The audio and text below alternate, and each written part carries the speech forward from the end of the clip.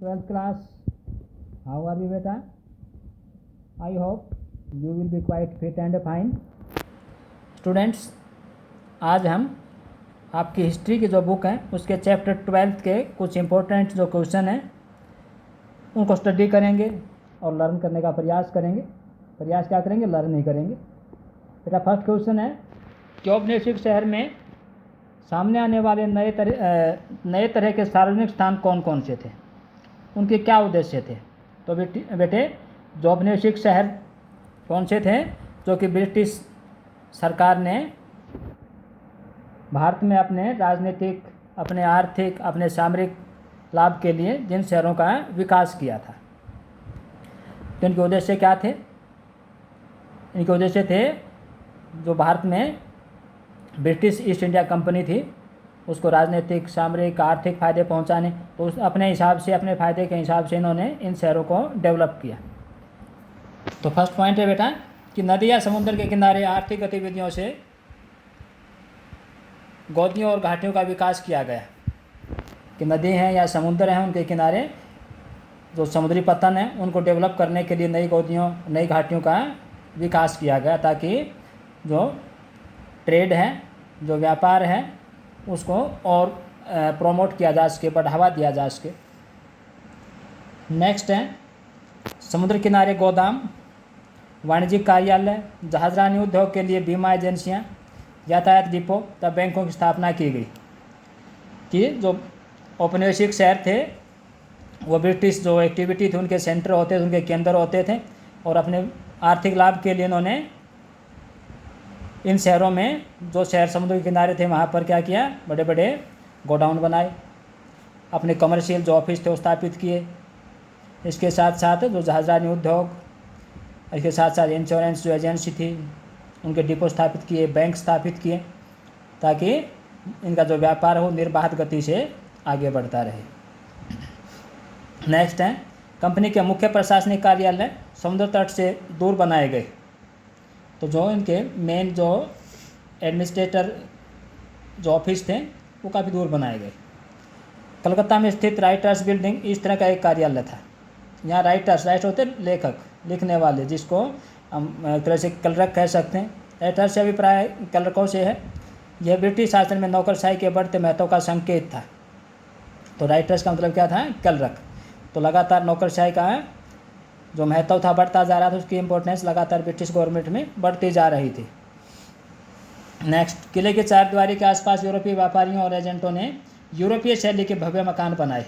तो जहाँ पर जिन शहरों में अपने किलेबंदी की ब्रिटिश गवर्नमेंट ने या ईस्ट इंडिया कंपनी ने, तो उन किले के आसपास ही यूरोपीय शैली के बहुत सारे भव्य मकान बनाए गए यूरोपियन लोगों के द्वारा ही।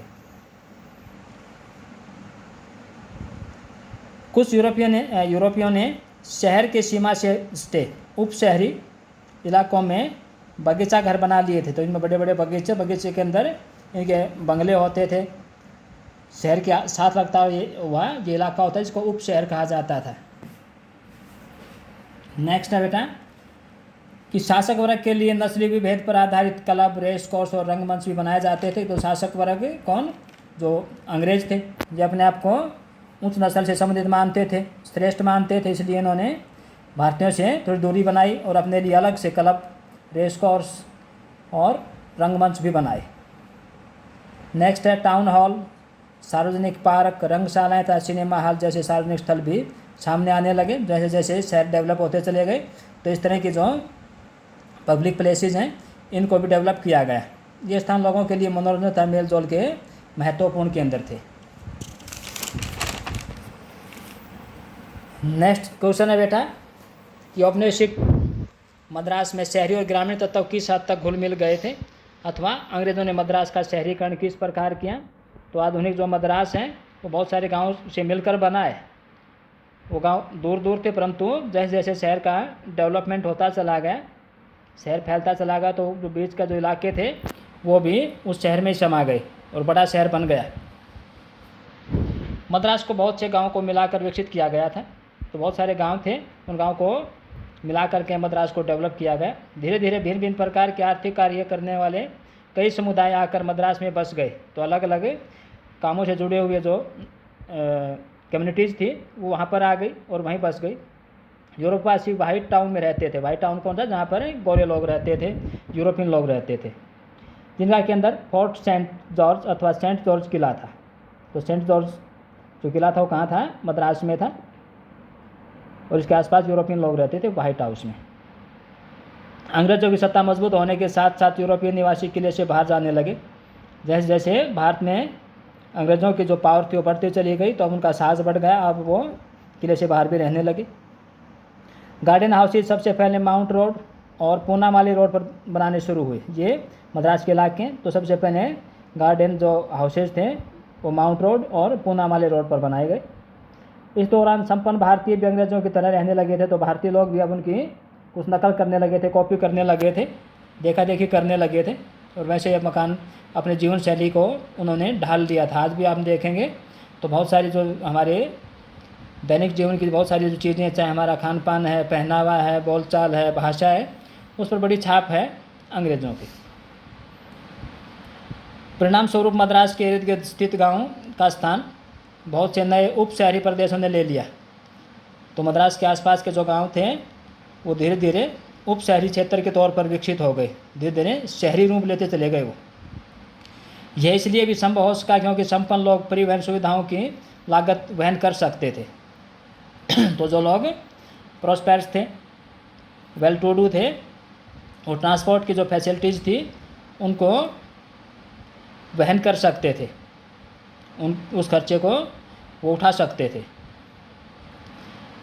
परंतु गरीब लोग अपने काम की जगह के निकट स्थित गांव में ही रहते थे। गरीब लोग अपने जहाँ पर उनका रेजिडेंस था उसके आसपास ही काम ढूंढते, या जहाँ पर उनको काम मिलता था उसके आसपास ही अपना रेजिडेंस कर लेते थे, अपने रहने की व्यवस्था कर लेते थे, क्योंकि ये ज़्यादा एफोर्ड नहीं कर सकते थे ट्रांसपोर्ट फैसिलिटी के ऊपर। मद्रास के बढ़ते हुए शहरीकरण का परिणाम यह हुआ कि इन गाँवों के बीच वाले प्रदेश शहर में समा गए, तो आसपास के जो इलाके थे वो भी इस शहर में ही शामिल हो गए। इस प्रकार मद्रास में शहरी तथा ग्रामीण तत्व आपस में घुल मिल गए। तो शहरी और ग्रामीण आपस में मिल गए और एक बड़े शहर का निर्माण हो गया, और मद्रास दूर दूर तक फैली एक अलग अल्प सघन आबादी वाला अर्ध ग्रामीण शहर बन गया। तो इस ऐसा शहर था जिसमें ग्रामीण इलाके भी शामिल थे, क्योंकि गांव तो पहले थे ही, और बीच के जो ग्रामीण इलाके थे वो भी शहर के अंदर ही समा गए। और शहर इसलिए क्योंकि बहुत बड़ा एक सेंटर बन गया पब्लिक का, तो एक शहर भी हो गया ये, और ग्रामीण लोगों से मिलकर बना था। तो बेटा मैं उम्मीद करता हूँ, आशा करता हूँ और विश्वास करता हूँ कि जो क्वेश्चन अभी हमने डिस्कस किए हैं, इनको हमने स्टडी किया है, लर्न करने का प्रयास किया, आपको लर्न हो गए होंगे। इनको आपने अपनी फेयर नोटबुक में बहुत ही नीट एंड क्लीन जो राइटिंग होती है, अच्छी राइटिंग में लिखना है, और इनको अच्छे से लर्न करना है। आदरणीय अभिभावक से भी मैं विनती करना चाहूँगा कि वो भी गृह कार्य करने में बच्चों की मदद करें, और समय समय पर उनको अच्छी अच्छी बातें, नैतिकता संबंधी जानकारी देते रहें। थैंक यू बेटा, हैव अ नाइस डे।